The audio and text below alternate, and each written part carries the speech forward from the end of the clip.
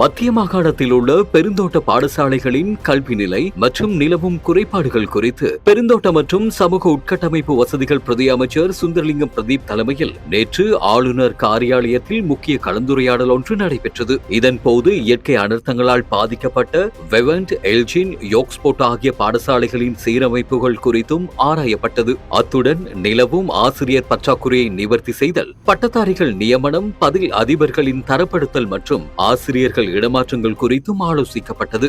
மேலும் நுவரெலியா, மாத்தளை, கண்டி மாவட்டங்களில் சகல வசதிகளுடன் கூடிய 1AB பாடசாலைகளை உருவாக்குதல் மற்றும் ஆசிரியர் விடுதிகளை அமைப்பது குறித்தும் கவனம் செலுத்தப்பட்டது. குறிப்பாக தோட்ட பாடசாலைகளில் முன்பள்ளிகளின் தேவை, அதன் நிர்வாகம் மற்றும் விசேட தேவைகள் குறித்தும் இதன்போது விவாதிக்கப்பட்டது.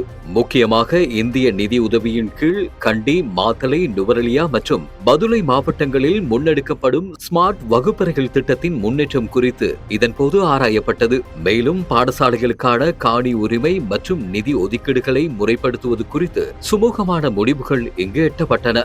இவ்கலந்துரையாடலில் மாகாண ஆளுநர் பேராசிரியர் சரத் அபயகோன், பாராளுமன்ற உறுப்பினர்கள், கல்வி அதிகாரிகள், அமைச்சின் ஆலோசகர் கலாநிதி BP சிவபிரகாசம் மற்றும் பேராதனை பல்கலைக்கழக விரிவுரையாளர் கலாநிதி ரமேஷ் ராமசாமி உள்ளிட்ட அரசு அதிகாரிகள் பலர் கலந்து கொண்டனர்.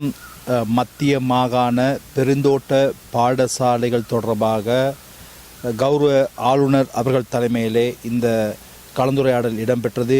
இந்த கலந்துரையாடலே நுவரெலிய, மாத்தளை, அதே போல கண்டி மாவட்டங்களைச் சேர்ந்த பாராளுமன்ற உறுப்பினர்களும் இந்த கலந்துரையாடலில் ஈடுபட்டிருந்தார்கள். விசேடமாக பெருந்தோட்ட பாடசாலைகளிலே நீண்ட காலமாக நிலவி வரும் ஆசிரியர் பற்றாக்குறை, அதே போல் வள பற்றாக்குறை, அதேபோல் அண்மையிலே டித்வா புயலினால் பாதிக்கப்பட்ட பாடசாலைகளுக்கு எவ்வாறு அடுத்த கட்ட நகர்வை நோக்கி நாங்கள் முன்னோக்கி செல்வது தொடர்பாக மிக நீண்ட கலந்துரையாடல் இடம்பெற்றது. அதே போல் பாடசாலைகளிலே தற்பொழுது தூர பிரதேச ஆசிரியர்கள் போக்குவரத்து இன்று உங்களுக்கு தெரியும், பல பாடசாலைகளுக்கு செல்ல முடியாத நிலை இருக்கிறது. காரணம், அந்த பாதைகள் மிகவும் கரடுமுரடாக காணப்படுவதனால் அங்கு பேருந்து வசதியும் இல்லை. எனவே ஆசிரியர்கள், மாணவர்கள் அந்த பாடசாலைக்கு செல்வது மிகவும் கஷ்டமாக இருக்கிறது. எனவே இந்த பாடசாலைகளுக்கு எவ்வாறு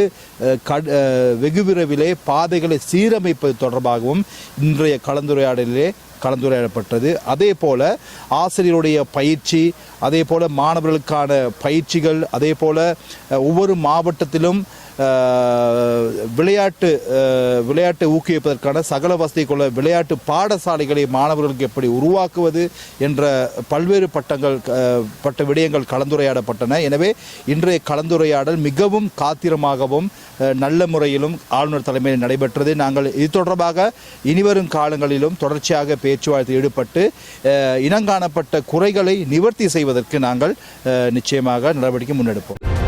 உறுதிப்படுத்தப்பட்ட உண்மை செய்திகளை உடனுக்குடன் தெரிந்து கொள்ள ஆயுள் மீடியாவை ஃபாலோ செய்யுங்கள்.